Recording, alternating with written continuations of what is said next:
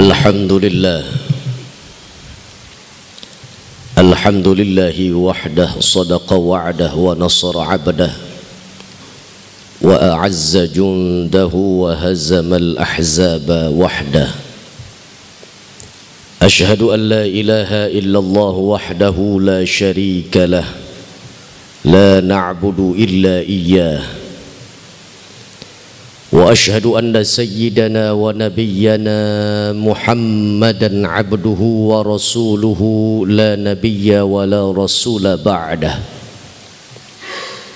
اللهم فصل وسلم على رسول الله سيدنا محمد بن عبد الله مفتاح باب رحمة الله وعلى آله وأصحابه ومن والاه لا حول ولا قوة إلا بالله.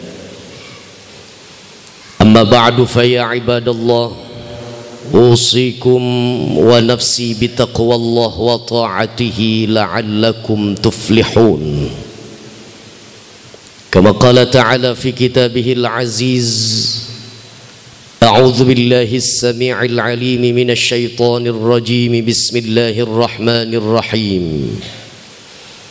يا أيها الذين آمنوا اتقوا الله حق تقاته ولا تموتن إلا وأنتم مسلمون فقد فاز المتقون فقد فاز العابدون المخلصون. Ma'asyiral muslimin, sidang Jumat yang dimuliakan oleh Allah Subhanahu wa taala. Alhamdulillah tsumma alhamdulillah. Puji dan syukur kehadirat Allah Subhanahu wa taala. Pada kesempatan siang ini Allah tetapkan untuk kita berbagai macam kenikmatan. Allah tentukan untuk kehidupan kita dibalut oleh kurnia yang Allah sediakan untuk kita. Berbagai macam kemanjaan dan kenikmatan itu Allah buahkan pada diri dan kehidupan kita, bukan serta-merta untuk kita sia-siakan. Nikmat iman yang Allah sudah benamkan, nikmat Islam yang Allah sudah pasok, bahkan hidayah dan taufik menjadi hiasan pada kehidupan kita sampai sejauh ini, adalah merupakan satu modal dan bekal kita untuk kembali menyembah dan mengabdi diri ini kepada Allah Subhanahu wa taala. Berandai-andai kita apabila hari ini Allah stop dan Allah skorsing nikmat iman, Islam, hidayah dan taufik dari Allah Subhanahu wa taala, maka setiap kita akan gagal menjalankan apa yang diperintah oleh Allah. Langkah kaki kita pun tak memiliki kemampuan dan kekuatan untuk berpindah dari tempat titik tolak kita menuju rumah Allah untuk kita tunaikan salat Jumat secara berjamaah. Tanpa adanya iman dan Islam, hidayah dan taufik yang Allah berikan kepada kita, niscaya tidak ada arti dan makna kehidupan kita di hadapan dan dinilai oleh Allah Subhanahu wa taala. Karenanya kita berdoa kepada Allah Subhanahu wa taala, mudah-mudahan nikmat iman dan Islam serta hidayah dan taufik yang Allah masih benamkan secara mantap pada hati dan sanubari kita, mudah-mudahan tidak terhenti sampai siang ini saja. Harapan besar kita kepada Allah Subhanahu wa taala, mudah-mudahan nikmat iman, nikmat Islam, nikmat hidayah, kurnia taufik dari Allah Subhanahu wa taala melekat pada diri dan kehidupan kita sampai pada hari yang Allah sudah tentukan. Allah kirimkan duta dan delegasinya, yakni Israel, sang pemutus kenikmatan dunia. Di hari kematian kita, kita bermohon kepada Allah, mudah-mudahan saat maut menjemput kita, Allah tentukan nikmat iman dan Islam, hidayah dan taufik masih berada pada genggaman tangan kita, sehingga di hari itu Allah berikan kepada kita nikmat husnul khatimah. Mati dalam keadaan tetap iman, bawa Islam, kita borong amal-amal soleh yang telah kita upayakan selama perjalanan kehidupan dunia kita. Tempat kembali pulang kita, insya Allah Allah siapkan syurganya Allah Subhanahu wa ta'ala. Amin ya rabbal alamin. Salawat dan salam mari sama-sama kita haturkan, kita alamatkan kepada baginda Rasul, junjungan alam, pemimpin sejati umat Islam dari dunia sampai akhirat, Beliau adalah Rasul yang begitu peduli kepada umatnya, Nabi yang begitu sayang kepada para pengikutnya, kita seluruhnya. Beliau adalah Nabi besar Muhammad sallallahu alaihi wasallam. Dan di hari Jum'ah ini, yang insya Allah tiada setiap panjatan doa anak manusia yang ditolak oleh Allah subhanahu wa ta'ala, seluruhnya insya Allah dikabulkan oleh Allah subhanahu wa ta'ala. Kita berdoa kepada Allah, mudah-mudahan kita yang berkumpul di dalam masjid ini, dan sementara keluarga kita yang kita tinggalkan di rumah, kita berdoa kepada Allah, mudah-mudahan kita seluruhnya Allah jadikan umat pilihan Nabi besar Muhammad sallallahu alaihi wasallam. Siapa mereka umat pilihan Rasul? Umat pilihan Rasul itu adalah mereka orang-orang yang konsisten.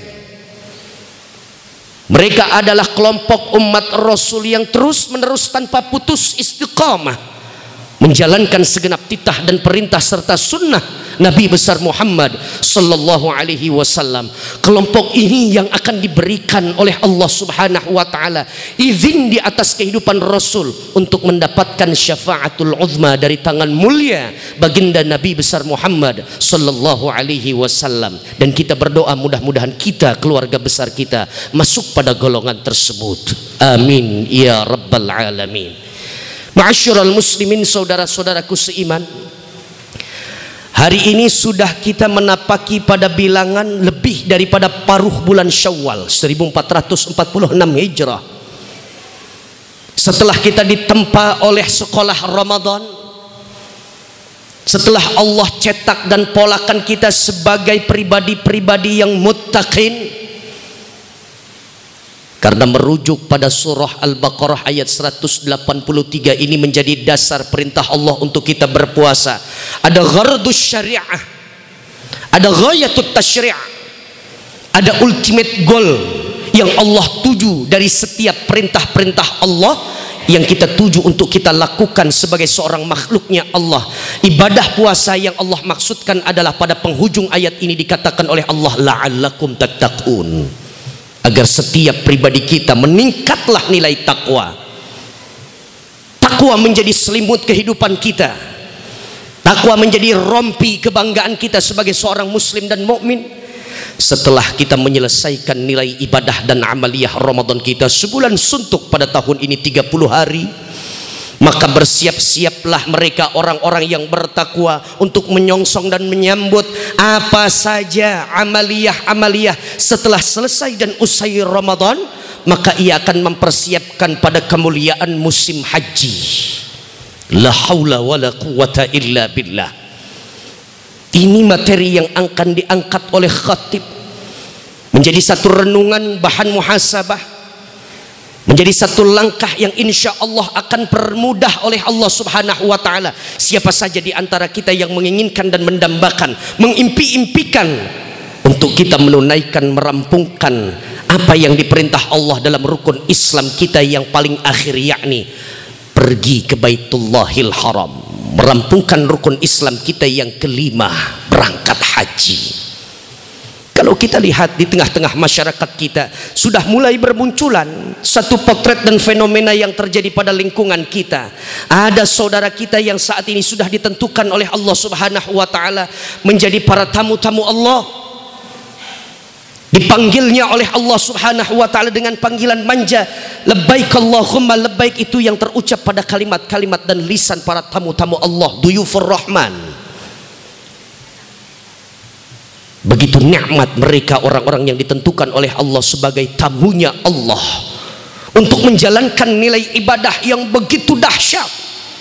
Kalau kita ingin bandingkan antara nilai ibadah haji dengan nilai ibadah yang lainnya, masya Allah, nilai ibadah haji ada pada atas rata-rata berbanding dengan nilai ibadah-ibadah yang lainnya. Luar biasa nilai ibadah haji. Tenaga kita keluarkan, perasaan pun ikut terperas, ekonomi dan finansial kita ikut terkuras.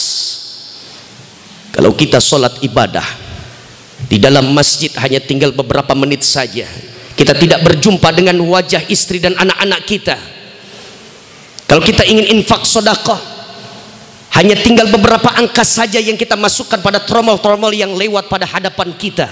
Tapi nilai ibadah haji untuk sekian lama Orang-orang yang berangkat haji tinggalkan anak istri, tinggalkan kampung halaman, tinggalkan tanah air, berangkat ke tanah suci. Dia kunjungi Makkah, dia tawaf bil Baitul Atiq, Ka'bah al-Musyarrafah, sampai ia berkunjung bersilaturahim. Dia berziarah ke makam Rasulullah sallallahu alaihi wasallam. Tentunya ini menjadi dambaan setiap kita hamba-hamba Allah Subhanahu wa taala. Karenanya tempat ini dimuliakan oleh Allah Subhanahu wa taala di antara tempat-tempat yang lain. Kalau khatib ingin uraikan, ada 3 unsur kemuliaan yang diberikan oleh Allah Subhanahu wa taala. Yang pertama adalah ma yata'allaqu bil insan. Unsur kemuliaan diletakkan oleh Allah pada kali pertamanya adalah hal yang berkaitan tentang manusia. Ada manusia-manusia yang agung, ada manusia-manusia yang sangat dimuliakan oleh Allah. Citra, harkat dan martabatnya didongkrak oleh Allah habis-habisan. Siapa ia? Pada posisi yang paling teratas dan tidak akan tergantikan di hadapan Allah. Dialah adalah kekasih Allah, jantung hati dan belahan jiwa Allah Subhanahu wa taala, Habibur Rahman, baginda Nabi besar Muhammad sallallahu alaihi wasallam. Baru kemudian disusul dengan orang tua kita, para habaib kita, para ulama-ulama kita, para kiai-kiai kita, para ajengan kita. Mereka yang diberikan kemuliaan dan fadilah akan mengerti keilmuan Allah Subhanahu wa taala. Itu yang pertama. Berkaitan tentang manusia, ada manusia-manusia agung, manusia besar, manusia yang dimuliakan oleh Allah Subhanahu wa taala. Yang kedua, ma yata'allaqu bil awqat. Hal yang berkaitan tentang waktu. Ada waktu yang sangat mustajabah, dilebihkan oleh Allah keutamaannya dibanding dengan waktu-waktu yang lain.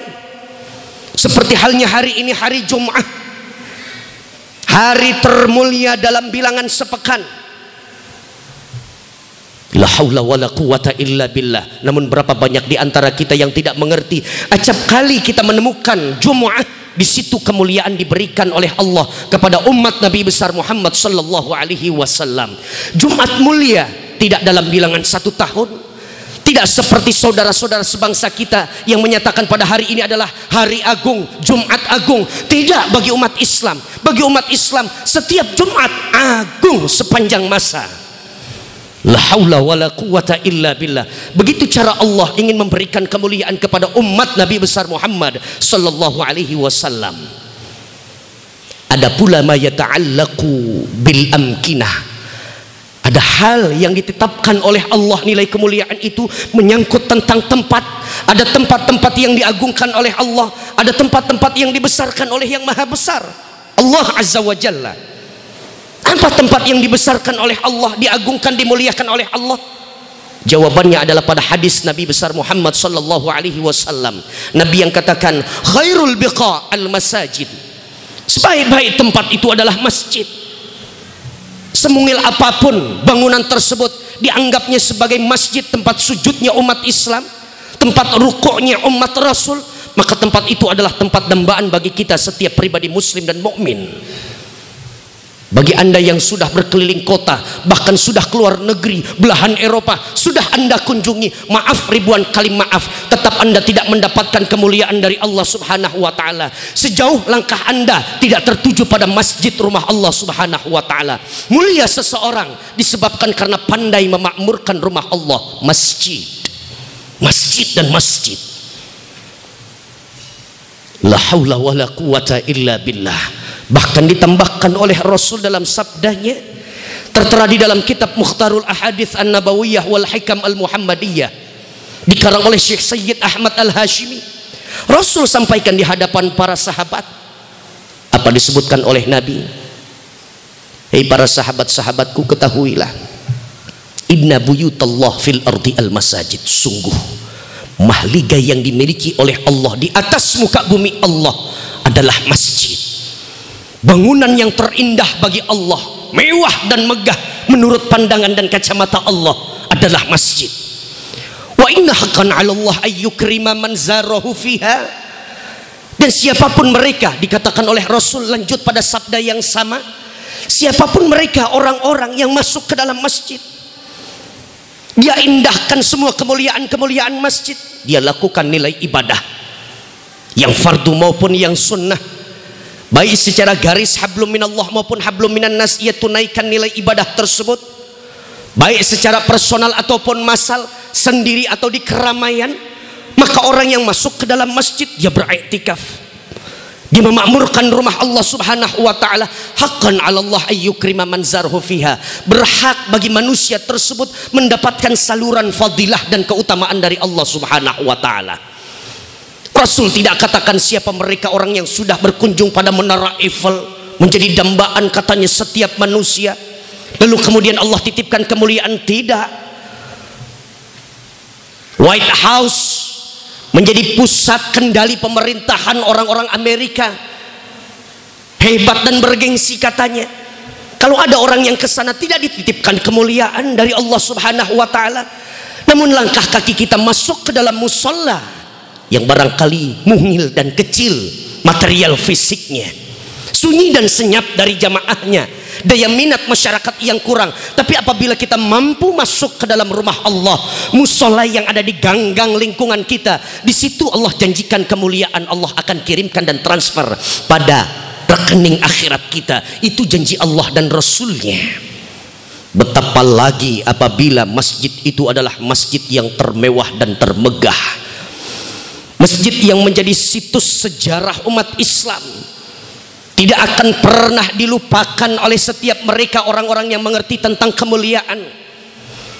Masjid Al-Muhajirin ini indah, mulia, besar, agung, dititipkan oleh Allah subhanahu wa ta'ala. Betapa lagi bagi mereka orang-orang yang diberikan titipan rizki di atas rata-rata oleh Allah subhanahu wa ta'ala, namun kekayaan ini dimanfaatkan, dipergunakan, difungsikan sebagaimana mestinya. Untuk apa? Dia belanjakan untuk di jalan Allah. Dia ambil porsi untuk mereka berangkat haji, sampai pada waktunya dipanggil oleh Allah. Pada tahun tersebut dia berangkat haji, tinggalkan anak istri, disposisikan bisnisnya kepada orang-orang terpercayanya. Dia tinggalkan kenikmatan di tanah airnya, berangkat menjemput panggilan Allah dengan kalimat talbiyah, labbaik Allahumma labbaik, labbaik la syarika laka labbaik, innal hamda wan ni'mata laka wal mulk la syarikalah. Siap ya Allah, aku tampil karena kau panggil. Begitu ucapan seolah-olah lisannya setiap mereka calon duyufur rahman, tamu-tamu Allah. Kami tampil karena kau panggil ya Allah, kami datang karena kau undang.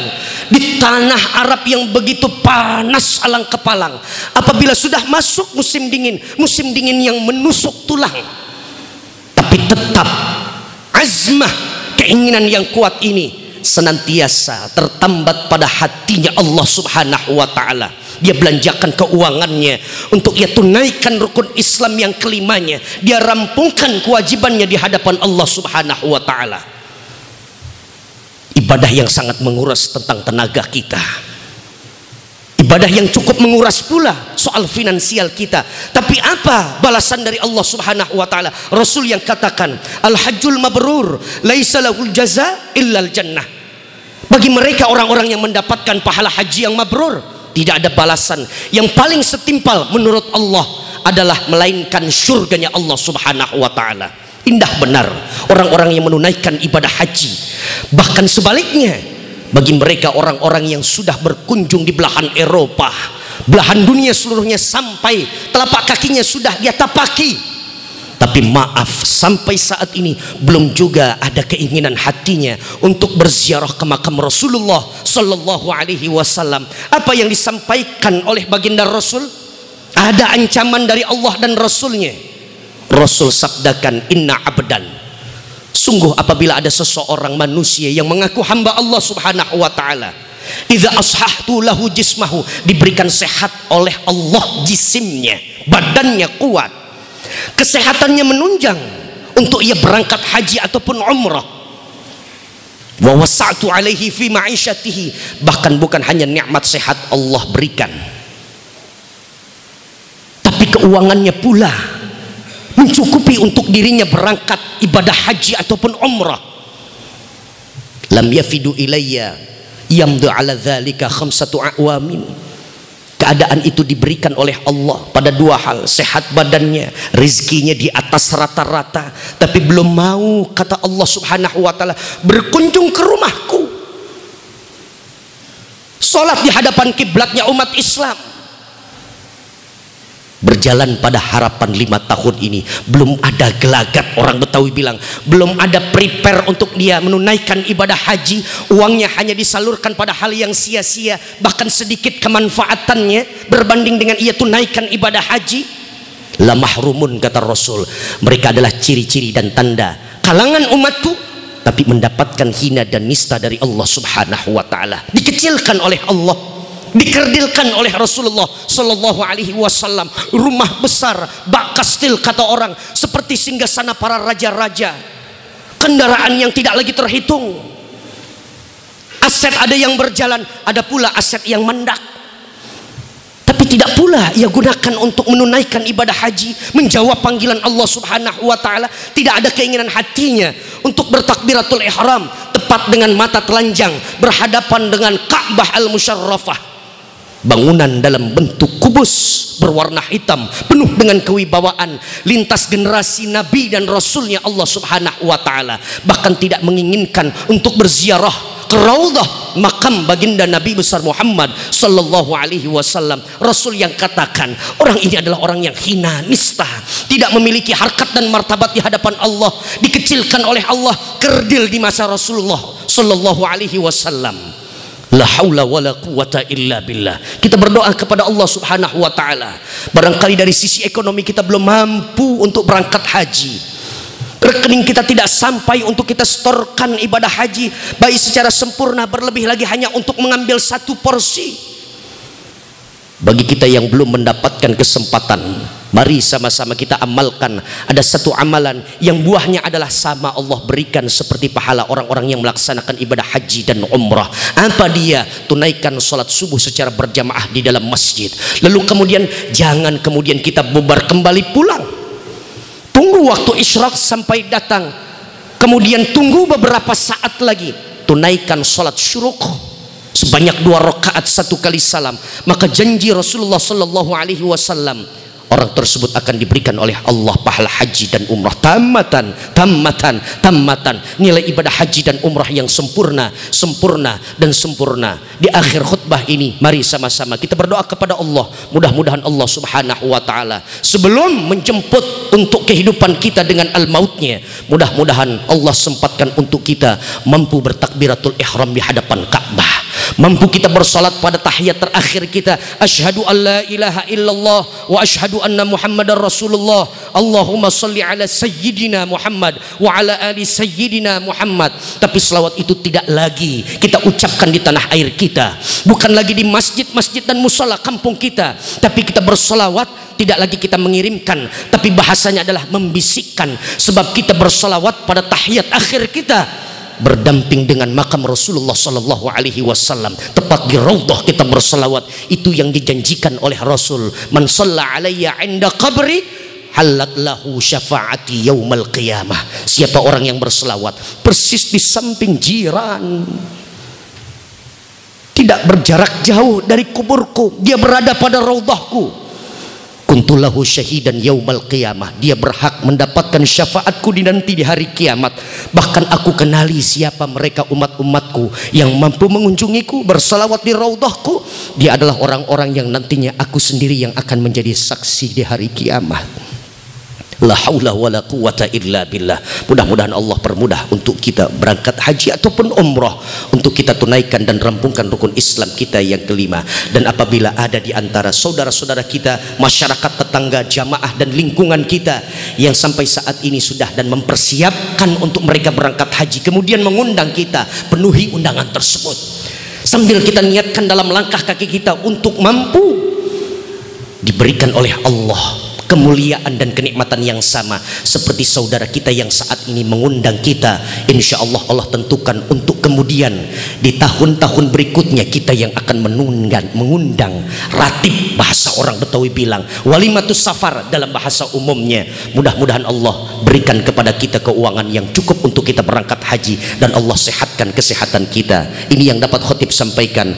Mudah-mudahan timbul dan muncullah keinginan kita, berazam yang kuat untuk kita mampu menunaikan ibadah haji. Barakallahu li wa lakum fil Qur'anil azim wa nafa'ni wa iyyakum bima fihi minal ayati wadh dzikril hakim wa taqabbala minni wa minkum tilawatahu innahu huwal ghafurur rahim. Aqulu qawli hadza wa astaghfirullahal azim li wa lakum wa lisairil muslimina wal muslimat wal mu'minina wal mu'minat fastaghfiruhu innahu huwal ghafurur rahim wa ya najatat taibin. اللهم صل على سيدنا محمد اللهم صل على سيدنا محمد اللهم صل وسلم وبارك على سيدنا محمد وعلى آله وصحبه أجمعين.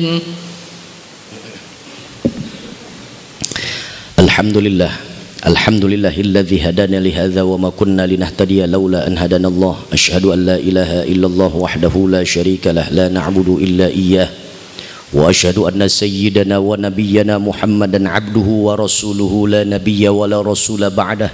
Allahumma fassalli wa sallim ala rasulillah sayyidina Muhammad ibn Abdillah al-qa'im bi amrillah wa bi huquqillah wa ala alihi wa ashabihi wa mawalah la hawla wa la quwwata illa billah.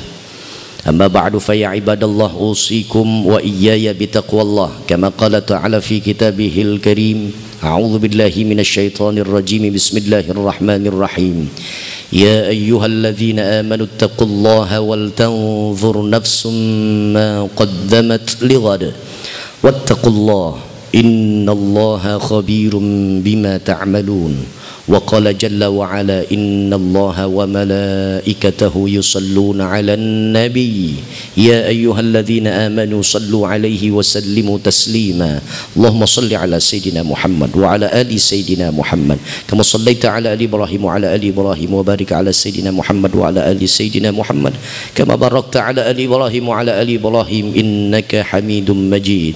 وارض اللهم على 4 خلفاء الراشدين المهديين أبي بكر وعمر وعثمان وعلي وعن بقية الصحابة والتابعين والتابع تابعين ومن تبعهم بإحسان إلى يوم الدين وعلينا معهم وفيهم برحمتك يا أرحم الراحمين. اللهم اغفر للمسلمين والمسلمات والمؤمنين والمؤمنات الأحياء منهم والأموات إنك سميع قريب مجيب الدعوات يا قاضي الحاجات ويا كافي المهمات. اللهم أحينا على الإسلام وأمتنا حسن الختام بلغنا إلى حج بيتك الحرام بلغنا إلى حج بيتك الحرام بلغنا إلى حج بيتك الحرام ولزيارة رسولك الكرام سيدنا محمد صلى الله عليه وسلم عام بعد عام. اللهم انصر الإخواننا في فلسطين وفي غزة وفي رفح وفي كل بلدان المسلمين عامة. اللهم أعز الإسلام والمسلمين وعافنا والمسلمين. ربنا آتنا في الدنيا حسنة وفي الآخرة حسنة وقنا عذاب النار. عباد الله إن الله يأمر بالعدل والإحسان وإيتاء ذي القربى وينهى عن الفحشاء والمنكر والبغي يعظكم لعلكم تذكرون. اذكروا الله يذكركم وادعوه يستجب لكم ولذكر الله أكبر. أقم الصلاة. الله أكبر الله أكبر أشهد أن لا إله